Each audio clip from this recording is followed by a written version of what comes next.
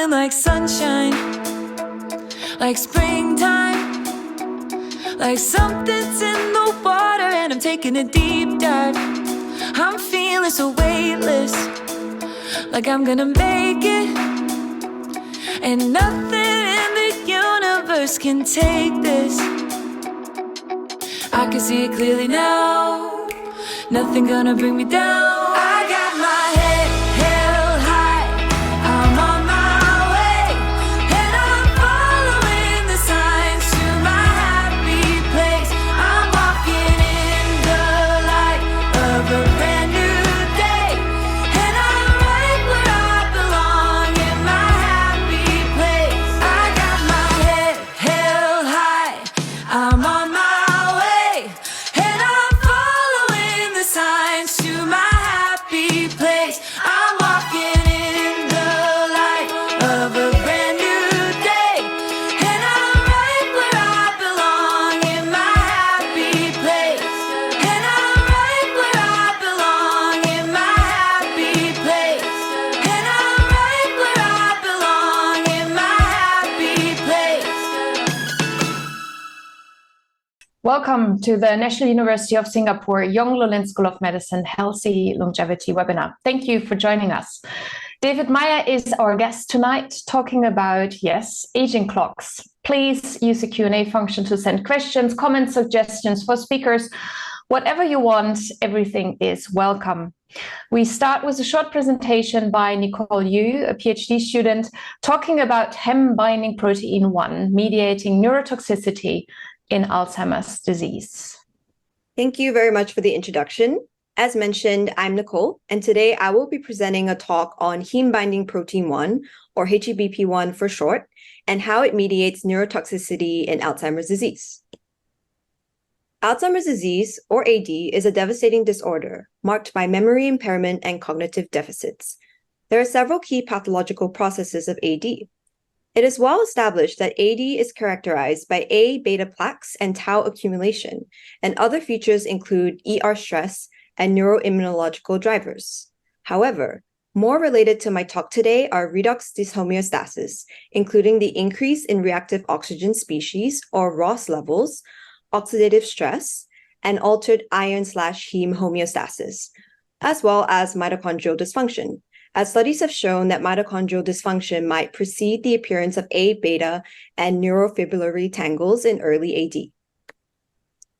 Changes in gene or protein expression can indicate underlying changes in AD progression and can have the potential to be used as pre-symptomatic markers of AD. This is what a study from our lab aimed to explore: to identify early changes in gene/protein expression preceding the clinical onset of AD, and then to investigate the markers across different stages of the disorder in humans and AD mice models to observe how changes in the protein might affect AD pathology. Firstly, changes in brain composition were measured over disease progression in triple transgenic AD mice. The top significantly up and down regulated proteins identified at the pre-symptomatic time point, corresponding to 2 months, are shown as a heat map here. The most highly and consistently upregulated protein was identified as heme-binding protein 1, or HEBP1. But before proceeding further, what is heme? Heme is essential for cell survival. However, excessive free heme can have detrimental effects. Importantly, heme has been implicated in AD, and dysfunctional heme homeostasis has been reported to play a critical role in the development of AD. HEBP1, as its name suggests, is a protein that binds heme. It is therefore interesting how this protein showed such significant upregulation and has thus sparked our interest. As follows, our lab focused on investigating HEBP1 and its levels in AD brains. In postmortem human AD brains, increased expression of HEBP1 was observed, but also crucially, they were found to be increased especially in rapidly progressing cases of AD. In triple transgenic AD mice brains, increased expression of HEBP1 was also found, most abundantly in the hippocampus, followed by the brainstem and cortical areas. The next key question that was addressed was, what role does HEBP1 play in AD? To explore this, previous studies did indicate that HEBP1 might be involved in transporting heme from mitochondria to cytosol, And so, our lab postulated that HEBP1 would be mitochondrially associated.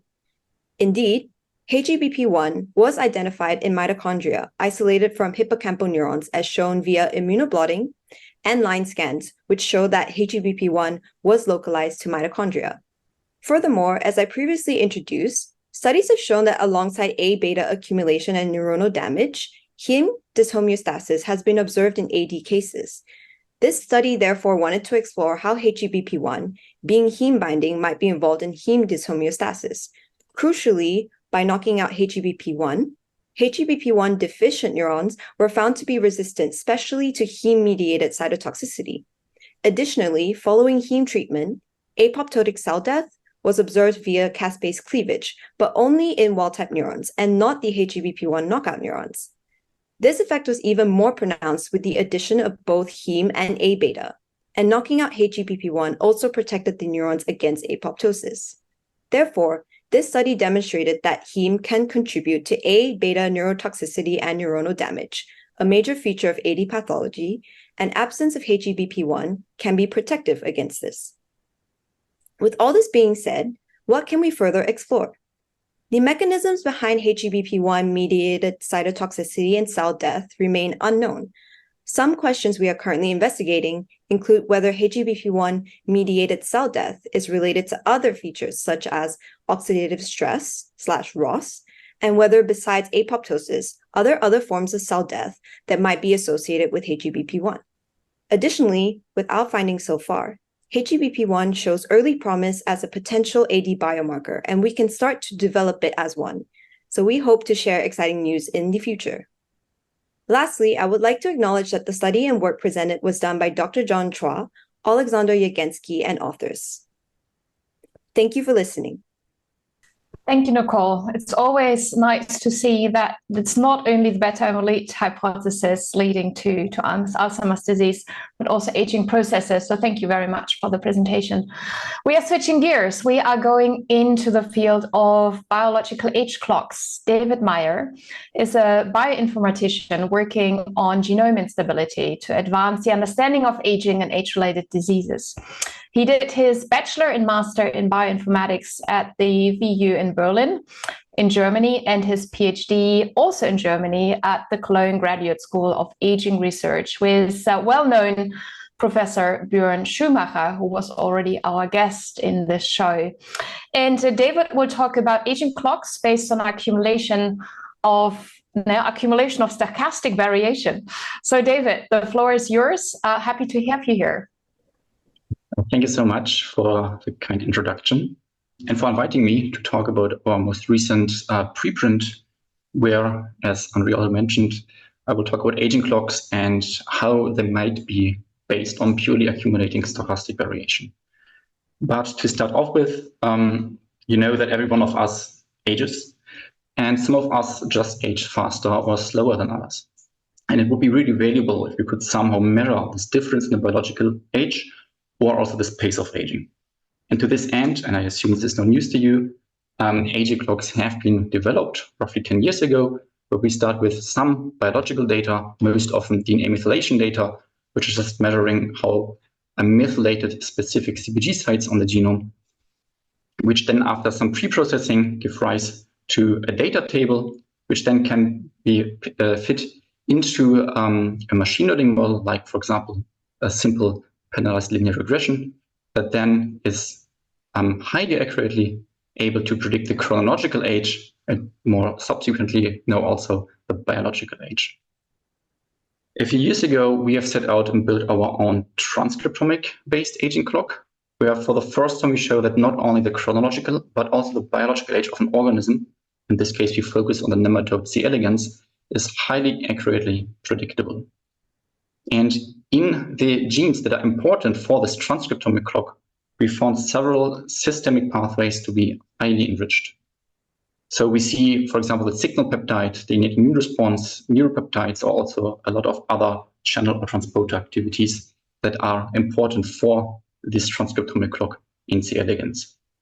And this sparked the question of whether aging might be programmed. So our transcriptomic clock finds several systemic pathways highly enriched.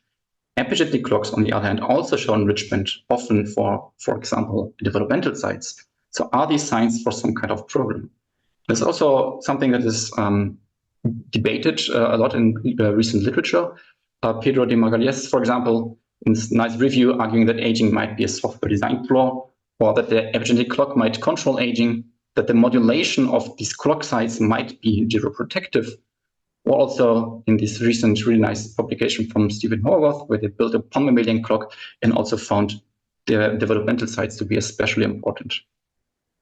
On the other hand, we of course know that there is a large entropy-driven part of aging. There are many studies showing an increased variation or noise with age, or show that a stochastic process is underlying the aging process.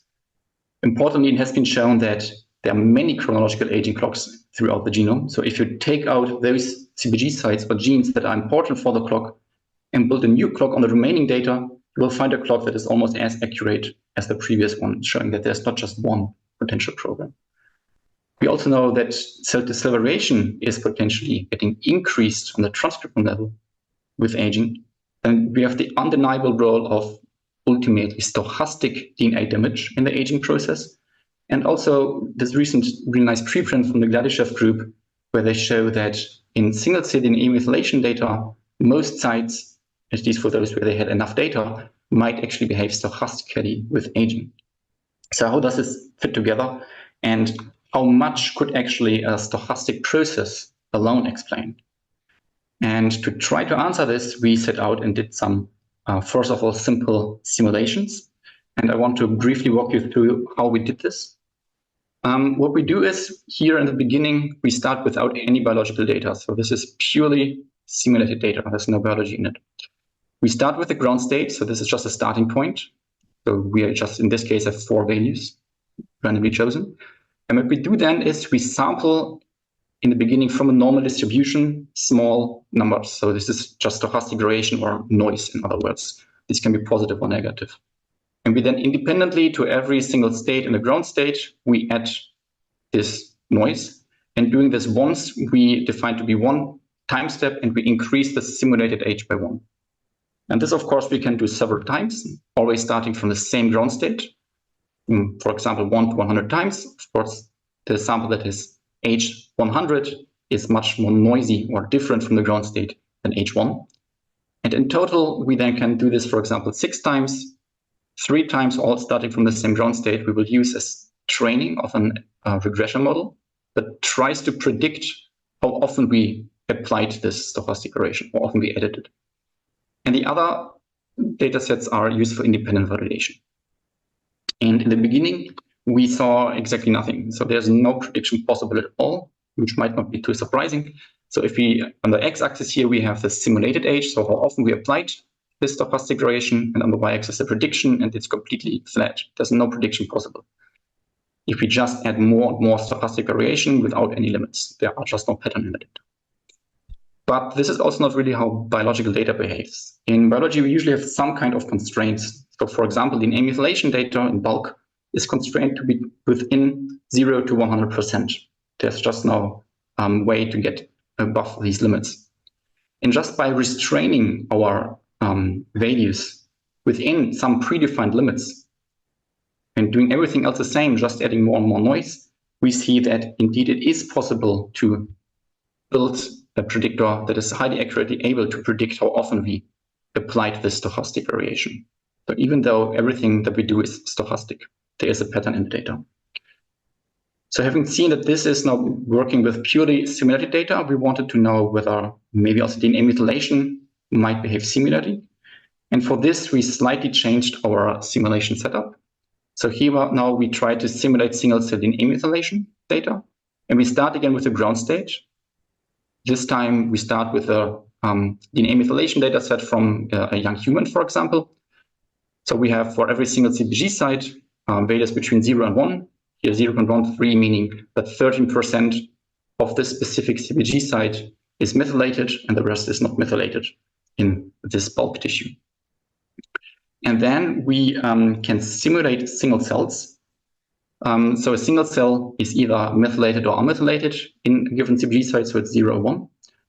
And with these values, we just simulated, so in this case, 13%. So if we generate 1,000 cells, 130 cells would be 1, and the remainder would be 0. And this we can, of course, do for every single CpG site. So we end up with a big matrix that we can then use for further simulations.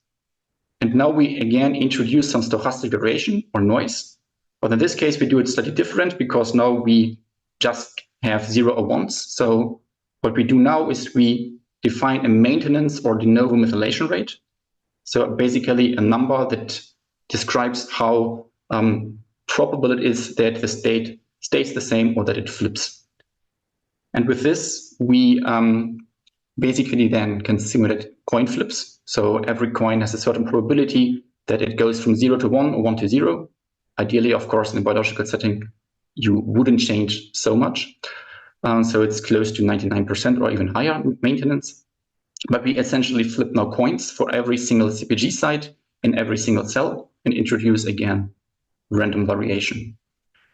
And doing this once and then averaging the data up again to get a bulk, simulated bulk sample, we again define to be one time step and we increase the simulated age by 1. And this then, of course, we can, as previously, do several times and make the data more divergent from the ground state. And first of all, wanted to see whether we can recapitulate our previous simulations.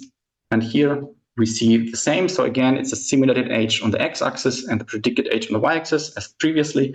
And we see that also with this simulation setup, the prediction work. And now we were wondering, because we start with a biological sample, this is from a human blood sample, and everything else we do is we increase more and more noise. So we're wondering, how would now age predictors like Horvath's epigenetic clock behave on data with this accumulating stochastic variation? Because the starting point, the ground state is biological, so this should be accurately predicted, and then we just increase more and more noise. So is it just now randomly changing, or is there a pattern in the data? And to our surprise, Horvath's clock is highly significantly correlated with the simulated age. So here on the x-axis, again, is how often we applied stochastic variation to the data. It's purely stochastic. And on the y-axis is the prediction based on Horvath's epigenetic clock. And we see a really nice correlation. So not what I would actually expect. And I'm not showing the data here, but we also verified with basically all first and second generation aging clocks that we tested. So also with PhenoAge, with GrimAge, or even Whitener's clock, which just consists of 3 CpG sites. So even this is enough to get correlations as close to this with the simulated age. So having seen that this works, we were wondering again, can we do even the opposite? So can we use a simulated data? So a data set that starts with a biological starting point, but everything else is stochastic variation accumulation, and build a predictor that predicts how often we applied this, and then predict actual biological samples, so from humans, for example. Would we get any prediction? Would we get anything sensible out of this? And to our surprise, this also works remarkably well. So here now on the x-axis is the actual chronological age of independent human samples. And on the y-axis is now the prediction based on the stochastic database clock. And this we could also verify in completely independent data sets. In total, more than 15,000 samples we checked.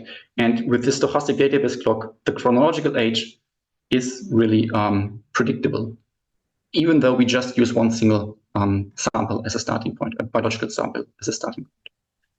So this was all chronological age.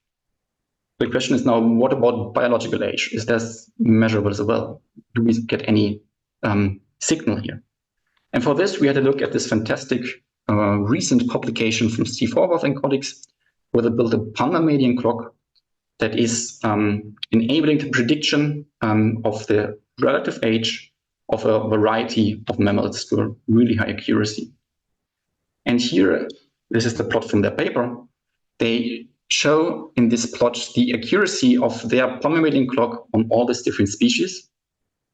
So every dot here or pie chart section is one species. And then the squiggly lines around the circle are essentially showing then the correlations between the relative age and the pan-mammalian clock predictions. And you can see that it's really accurate between mostly 0.8 and close to 1. How they did this is they always took out part of the data, for example, one species, like the horse species, and trained the clock on all other data, and then predict the horse, for example. And with this, they get really accurate predictions. And now, naturally, wanted to see how would now a stochastic database clock look on this variety of data. Can we get anything that is similar to this?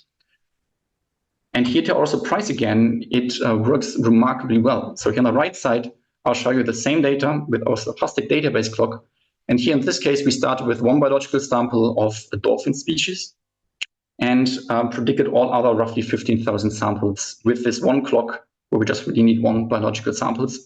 And you see that most species actually show really high correlation between the relative age and the predicted stochastic age. So really don't need much more than one biological sample. In the paper, then, they went on and also checked several interventions which are known to affect lifespan in some way. So they have here several mouse experiments. The way they show it here is in red. So the positive values are actually, let's say, a rejuvenation or a younger biological age. So you can see calorie restriction, for example, and the liver samples are predicted significantly younger than age-matched control samples. And we now again applied our stochastic database clock on this data. At the moment where we did the experiments here, not all of the data was available. Maybe that changed now, but just focusing on those data where we had the meta information also available, we see that also our stochastic database clocks here on the right side do show essentially the same pattern. So here now I show you 4 different stochastic database clocks. I won't go into technical details. These just differ in which CBG sites we start with for the clock training, or also how much stochastic correlation we apply to the clock. But essentially, we see that all 4 clocks behave really similarly and show in most of the treatments or mutants here the similar younger predicted age that also the palmar-median clocks saw. Additionally, we also checked a human smoking data set with smokers and never smokers. And here we saw the opposite. So blue color means an accelerated aging of people that were smoking. So exactly also what we would expect. Here also recapitulated with the stochastic database clock. And just to stress it out again, here we really just did one single biological sample and everything else is just accumulating stochastic variation. And we still get significant differences in the predicted biological age on top of this chronological age correlation that we saw previously. We then also checked, to strengthen our case even more, an epigenetic reprogramming time course. And here we see again what we would expect, a reduction in the predicted noise age. So here on the x-axis are now days in reprogramming. So these are, I think it was the fibroblasts with the induced reprogramming and then measured the DNA methylation on several days afterwards. And we see that with our stochastic database clock, exactly what we would expect. So after a certain amount of time, we see a nice reduction in the predicted stochastic database clock age. So exactly what we would also expect if epigenetic reprogramming does rejuvenate the cell and potentially also alleviates the cell of potential entropy or stochastic variation that accumulated over time. So this was all DNA methylation data. What about other data sets? Is that working with that as well? And here we, first of all, went back to our own publication where we focused especially on C. elegans data, so on nematode transcriptomic data, and built a predictor that is really highly enabling the biological age prediction. With a few mathematical tricks, we achieved this. And one of this is what we call binarization, and I just briefly want to explain this. We look at every single sample independently. So this is one RNA-seq sample. We have some lowly and some highly expressed genes. But what we do is we just look at the median expression value, and then we set everything above this to 1 and everything below this to 0. So we essentially get rid of a lot of information, but also a lot of variation in the data. And with this, really achieve then highly accurate age predictions. Because especially in the transcriptomic data, we of course know that we have a lot of variance and noise that also increases with age, which really makes these age predictors more difficult. But with this binarization, this really works remarkably well. And because it is supposed to reduce the amount of noise in the data to achieve these predictions, I would now not expect any correlation with a bit age prediction to our stochastic simulations, because there we just introduce noise without any other pattern in the data. But again, to our surprise, we see that even bit age, although it's not supposed to do that, is correlated with the simulated age.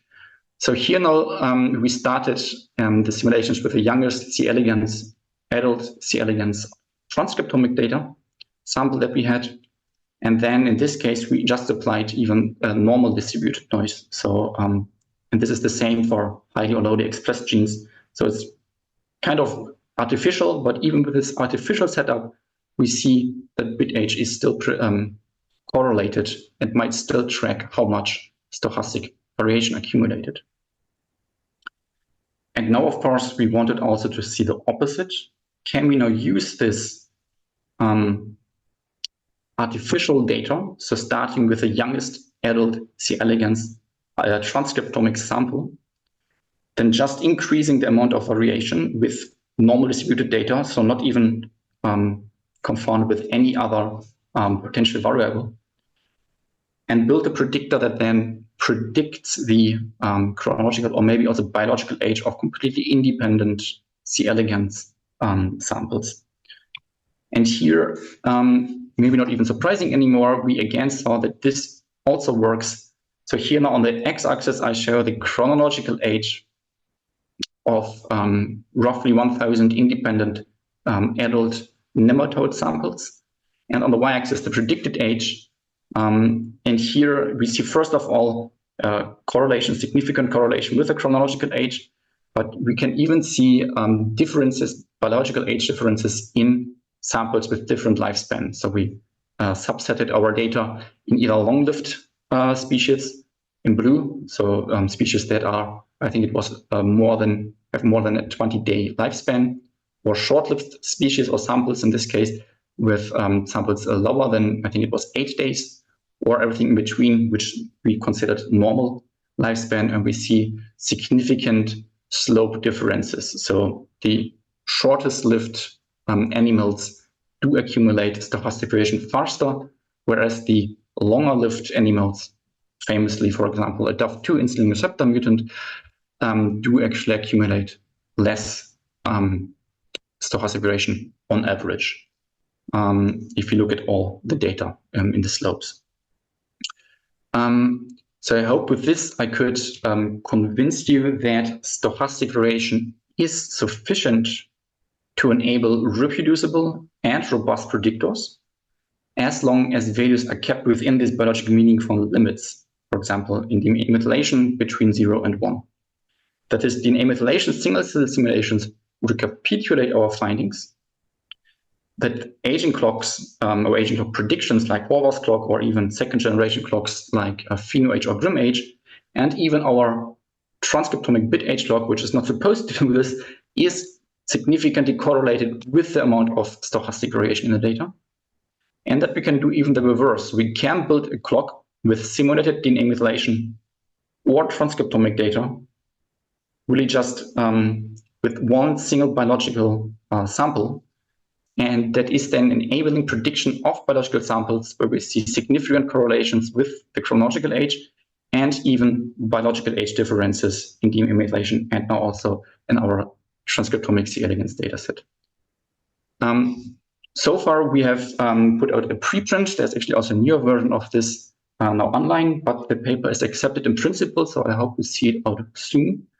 But with this, I would like to acknowledge all the people in our lab, and especially, of course, Björn for his guidance. And with this, I would be happy to take any questions from you. Thank you. Thank you, David. Nice presentation. Well presented. May I ask you the first question? Why would we like to predict the chronological age? I think the chronological... Yeah, I can just look in a passport. I can ask a person. Why do so much research on it? I think there are several interesting points. I mean, first of all, I guess in the beginning, it was interesting to see that anything is possible at all, so that we can actually build a predictor based on seemingly not related amethylation data, and we can build a predictor that is highly accurately correlated. But then, of course, more interesting are is the divergence from the predicted on the chronological age. So if we have a predictor that is perfectly predicted in the chronological age, this, of course, would be not as interesting, because in this case, yeah, you can really just look at the passport. But if you have these differences, so you have a higher predicted age than your chronological age, then you are more closely, in this case, for example, on the amethylation level, related to an older person, showing that you might actually be biologically older. These new generation aging clocks, they also are really well in doing this. And I think there needs to be much more validation, but it really seems to be that this really works, and there is some biological component also being measured. Yeah, but isn't it much more relevant to predict as the second and third generation clocks, first of all, mortality, and secondly, physical function or something functional which is meaningful, maybe for C. elegans, but especially for humans? Yes, I think ultimately this should be the goal. Interestingly here also, I did not show the correlation plot here, but Grim age, which is of course trying to predict also more biologically meaningful data like mortality, is actually also significantly correlated with the amount of stochastic variation. So it's not just chronological age. So there seems to really be also some biological components to this noise accumulation with age. But yeah, as you mentioned, I think ultimately the goal should be to get away from chronological clocks and really build something that is hopefully really showing the biological age differences, especially also for clinical relevance, of course. Yeah. And staying a little bit with the possibly clinical relevance in statistics, we often have the assumption that we have a linear relationship between the chronological age and then the predicted one. And I saw you also doing that a couple of times. You're a biostatistician or bioinformatician. Why this linear assumption? Because I could imagine that if you're 70 or 80 or 90, you have a much higher biological or much variation in terms of the aging process. And even there is recruitment bias at a certain time because people are already dead at the age of 80 and 90. So tell me a little bit more why the linear assumption. Yeah, this is a really good point. I guess one of the reasons is it's just easier to work with if it's just linear. But then again, also often these linear models do seem to be sufficient. So for example, also in our case, we use linear models, but they really do seem to capture the relevant part well. I think it could be improved if you use nonlinear models. For example, Peter Fedishev had a recent preprint where he also showed that some sites, in this case, the amethylation sites, actually do change exponentially, but others more linearly. And of course, there might be really something important that we might miss if we just look at the linear increases with age. Completely agree. And also this fact that we should see a bigger spread in the predicted age, the older, chronologically speaking, the person will get. I think a lot of clocks also do not show this. There are some that do, but I think this is also something that's currently limiting potentially the clocks. Yeah. And then we very often in statistics, we want in R a correlation of 1. And of course, we don't want that at the moment because we want to show that people are heterogeneous in the same chronological age group. And we want to, you also said that, reduce the noise. Can you explain what noise is?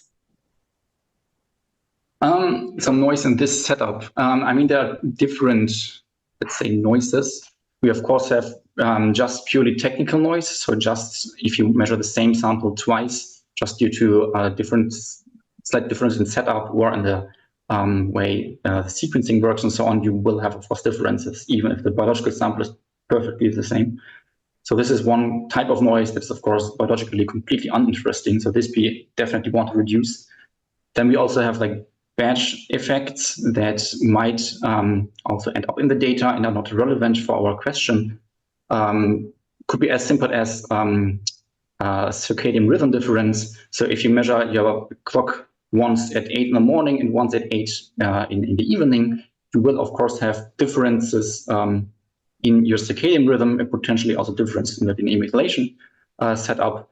And this is also noise that of course we don't want to have in the clock per se, because ideally it doesn't depend on what type you measure your DNA methylation. You should always get the same prediction. So this is of course also something important to consider. But then we also have this biological component of noise, which seems to maybe even be the driver of the aging process. And this can be, for example, introduced by DNA damage. So DNA damage is, of course, ultimately stochastic. There might be some regions in the genome that are more strong for DNA damage than others, but ultimately it's stochastic. And this, of course, will lead to a lot of downstream effects. So first of all, transcription blocking lesions leading to problems with transcription, or also just simply after repair, of course, the DNA methylation levels have to be perfectly copied to the level before the damage. And also there, due to non-perfect maintenance systems, you will always introduce some errors that over time then accumulate. And this then, of course, while it might be tolerated early on, at some point you have so much noise in the biological system that it just cannot cope with it anymore. Yeah, so noise might be super meaningful in the end, yes, on biological level, yes. But may I ask you a short question? Are the books really close that DNA damage is stochastic? I think, there are probably two parts. We, in our work, we cannot completely rule out there as no program process at all. So there might still be something programmed. We cannot rule it out. We just show that stochastic processes are sufficient to get at least these clocks. And also these corroborative work from the Gladyshev group, where they show that at least DNA methylation for those sites where they had enough data really behaves stochastically on a single cell level. But then we, of course, also have potentially adaptive responses. So even if you have a stochastic innate damage response, your cell, of course, or your tissue body will respond to that with upregulated repair or maybe also inflammation. And this, of course, is then also something that might pop up in these clock pathways, because this is something that is then upregulated with age, but the ultimate course is then, for example, DNA damage, and then everything else is just adaptive. But of course, this might then also be increased with age. Yeah, I think this is so fascinating because we have all the speakers and they all have different theories. And they say the books are closed, but lots of books are closed, but still open. Okay, let's switch gears a little bit.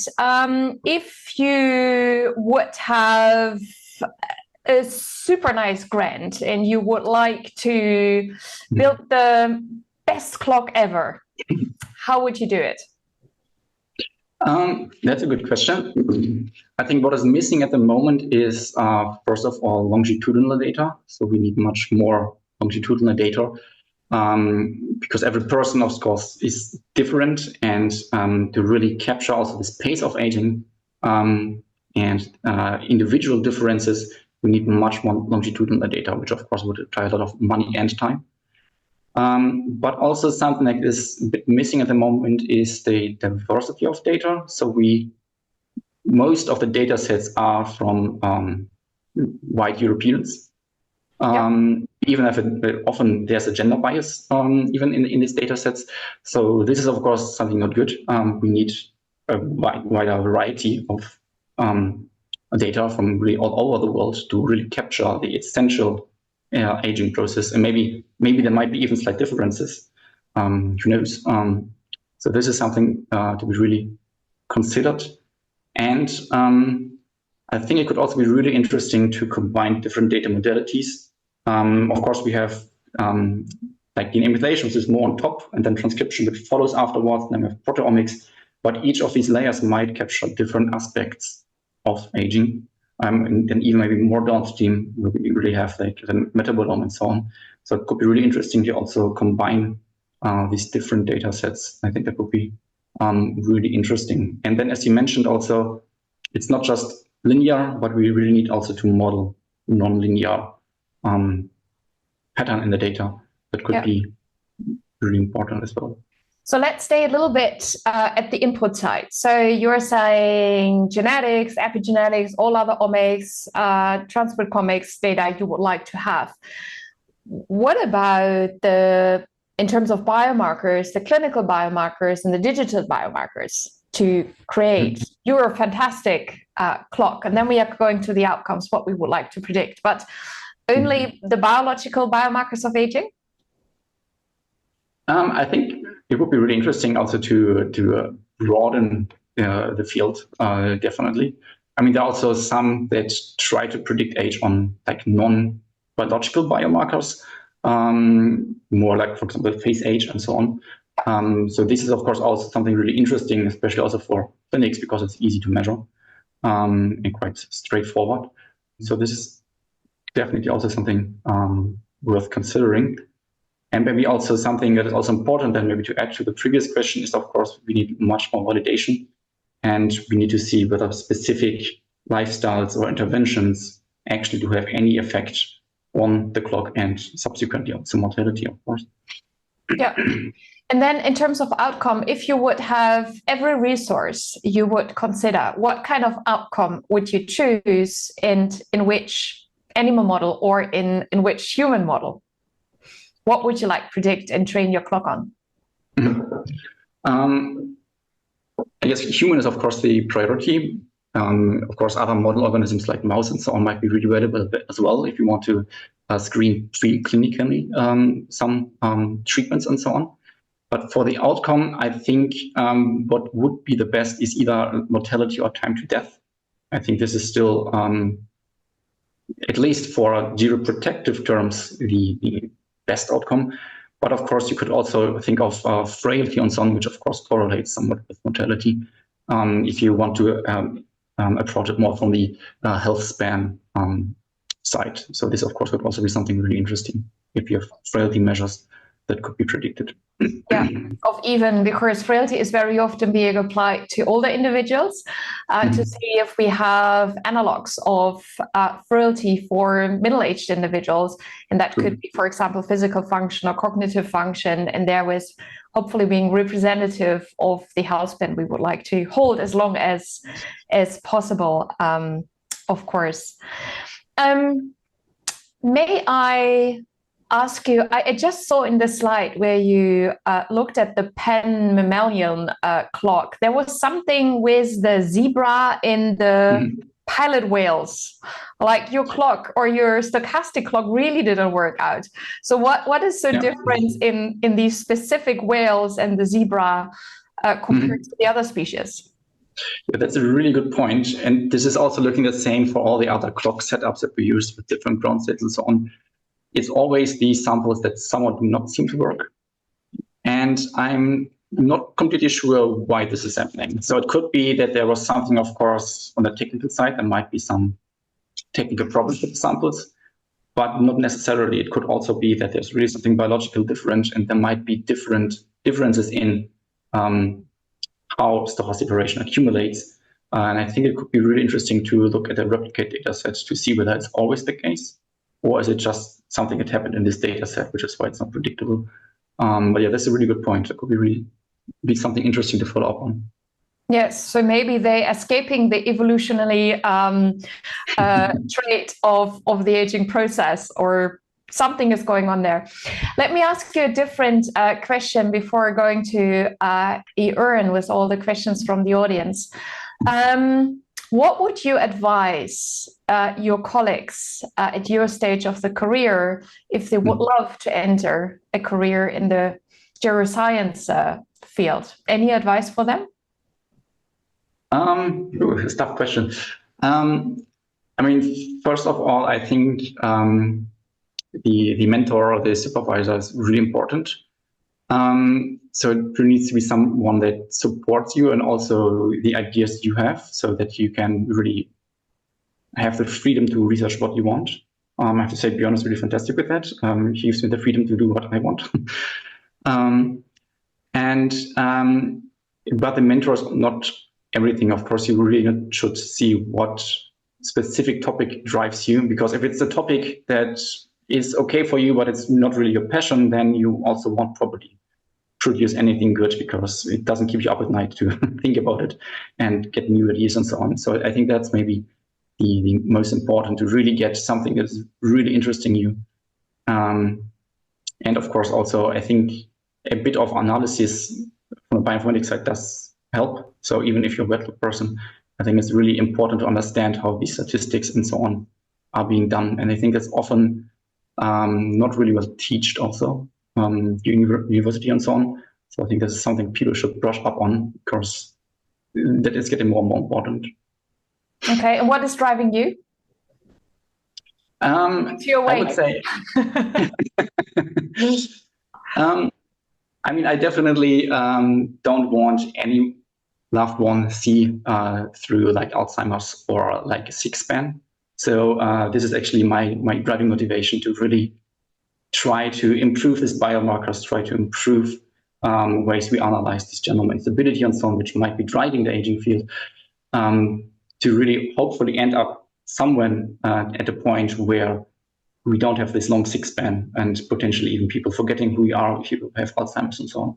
So I think that's, yeah, my main motivation. Okay. Last advice for youngsters: is the biological biomarker of aging field already too crowded? Should they choose something else, or is there still space? I think there's always room for novel ideas. One should not fear away from that. Of course, there are a lot of people working on it, but as we also mentioned, it's still somewhat limited. Often people are using linear models or specific data sets and so on. I think if you have a good idea to improve this, especially maybe also idea not to predict chronological age, but maybe some other outcome, I think there is still a lot of improvement. So I wouldn't shy away from that. Okay, so enough space, go into the aging field and find a good mentor in a good lab. Yes? Okay. Over to Björn. What does our audience think? And what kind of questions do they have? Over to you. Thanks. Hi, David. So I have a quick question here. So from John, he asks if statistical changes alone can explain a lot of the aging process. Is there a way to identify remainders which are not explained by the stochastic process when subtracting from the stochastic effect? Yes, this is an interesting point. And definitely there are, for example, CpG sites in the methylome that decrease their variance with age. So we have sites that almost reach all at the same DNA methylation level the older you get. So these are sites that most probably are not stochastic, of course, but I would assume that most of them, but I haven't looked at this in detail, would be some kind of adaptive response. So if you have more and more stochastic problems, DNA damage and so on, I would assume that inflammation or other related pathways, senescence and so on, will be upregulated. And this might then drive actually also this reduction in the variance of the CpG sites. But this is something that I haven't looked into detail, but this could be really interesting. Got it. So I have a few more. So like some very old trees seem to accumulate stochastic variation in methylation data. So without showing any signs of frailty, so any tests planned in that direction? Sorry, but whether there's anything regarding frailty, or? Yeah, so from John again, he says some very old trees seems to accumulate stochastic variation in methylation data. So without showing any signs of frailty, so is there any test planned in that direction? Okay, I see what you mean. That's a good question. I think trees are really fascinating, given how long they live. But I have no idea whether there's any data on that. But yeah, I agree that is a really interesting topic, but I have to pass on that, sorry. I'm not sure. Okay, and then we have another question. So how does stochastic noise impact different species of lifespan? Yes, we have a few data on that.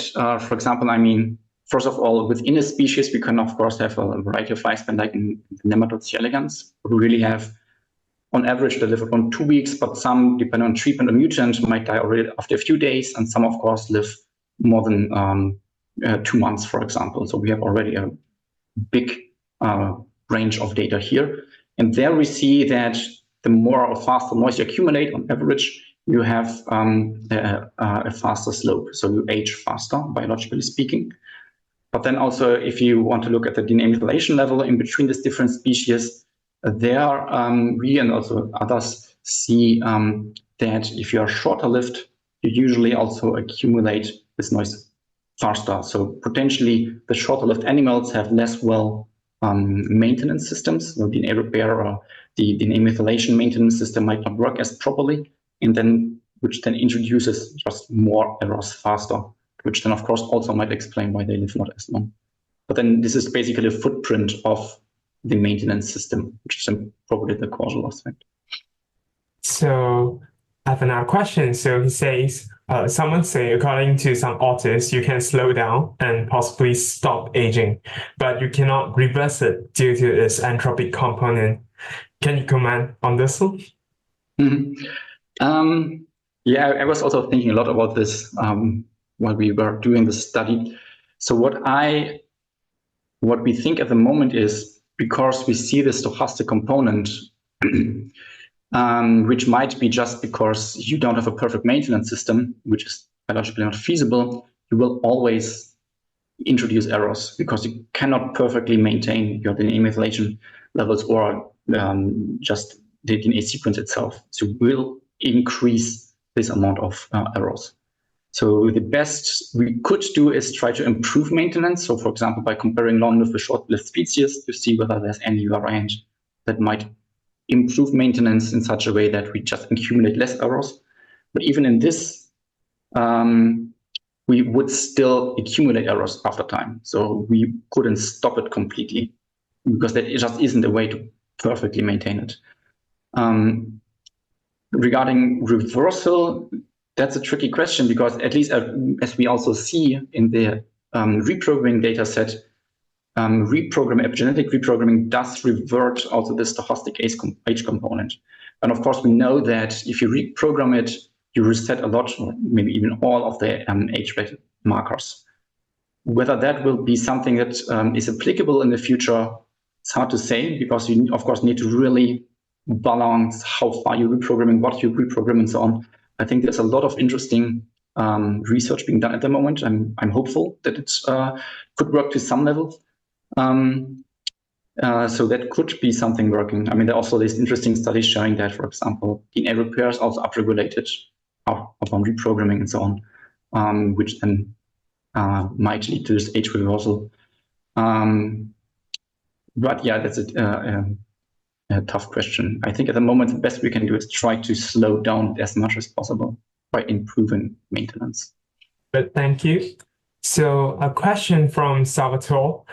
He asks, are there any metabolites linked to microbiome that are markers of healthy longevity? Not an expert in the microbiome. I mean, there are definitely also clocks possible with the microbiome. So, but I think it's also really hard and there needs to be a lot more done because the way we measure the microbiome is, in my opinion, I guess not ideal at the moment. And it changes, of course, a lot depending on what you eat, how you eat, when you last ate and so on. So it's still difficult to get really good data on that for also the aging course, but there are definitely correlations between certain species and age. Regarding metabolites, there are, of course, also metabolites that are potentially also produced by the microbiome that are associated with healthy aging. One is, for example, urolithin A, which where the microbiome also plays an important role. But yeah, I am not an expert on this part, but I hope I could at least get a bit of insight. Thank you. So I'll pass back to Prof. Andrea. Good. Thank you so much. David, it was a wonderful talk. Thank you for being in the show. Thank you, everybody who listened and who participated and asked questions. Please, thank you so much, and follow us. Be there also next time. For the ones who would like to send feedback and comments, please use the chat function. The next webinar is March 21st. Professor Brian Kennedy will welcome Assistant Professor Kaya, and we will leave you with a video. And this time we're answering the question, what is you would like to be remembered for? Take care.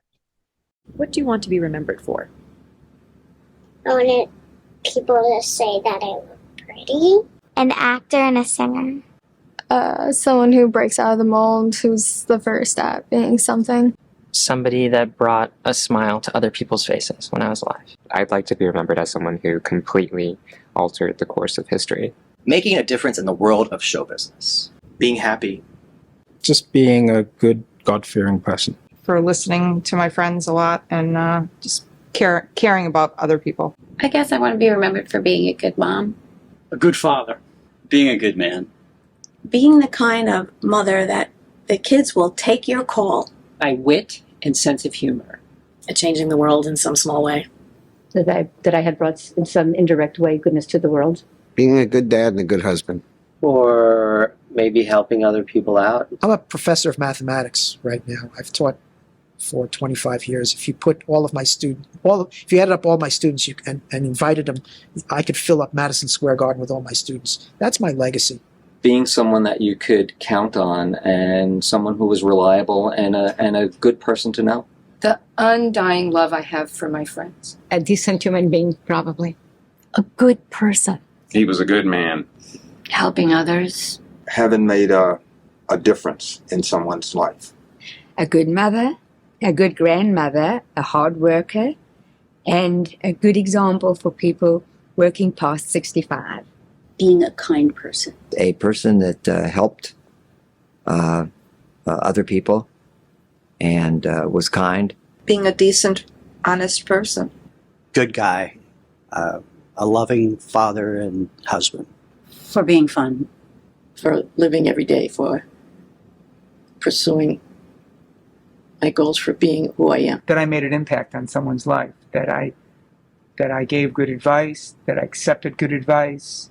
Kind and helpful.